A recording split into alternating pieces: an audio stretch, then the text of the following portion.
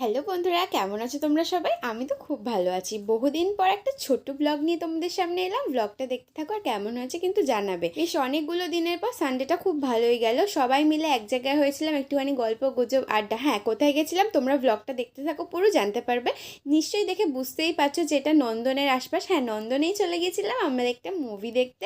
তো সবাই মিলে মুভিটাও দেখে নিলাম। আর মুভিটা ছিল কিল বিল সোসাইটি। খুব ভালো না, আবার খুব খারাপও না। কিন্তু আনফর্চুনেটলি আমার আপনার এই মিউচুয়াল পছন্দ এটা। তারপর বেশ জোরে খিদে পেয়ে গেছিলো। আমার হাতের পাস্তা তৈরি ছিল আর আমার বান্ধবীর হাতে ছিল ফ্রাইড রাইস। মিক্স ফ্রাইড রাইসটা যা বানিয়েছিল না, ব্যাপক বানিয়েছিল। এটা হচ্ছে আমার খুব ক্লোজ একটা আমরা মুভি দেখা শেষ করে চলে গেলাম বাগবাজার ঘাটের দিকে। তো বাগবাজার ঘাট মানে যে এই গঙ্গা ঘাটের দিকে এসেছিলাম। এখানে হচ্ছে প্রীতমদার বাড়ি। প্রীতমদা স্পেশালি আমাদেরকে ডেকেছিল লালু ভুলুর ঘুগনি খাওয়ানোর জন্য। তো থ্যাঙ্কস টু প্রীতমদা। আমরা লালু ভুলুর ঘুগনি খেলাম, প্লাস আমাদেরকে প্রীতমদা আইস চাও খাওয়ালো। তারপর কিছুটা আড্ডা মারলাম। এবং লালু ভুলুর ঘুগনিটা না আমার একদমই ভালো লাগেনি।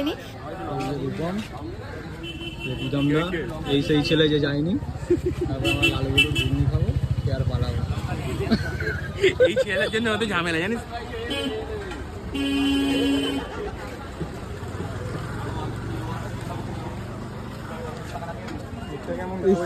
দেখে নিলাম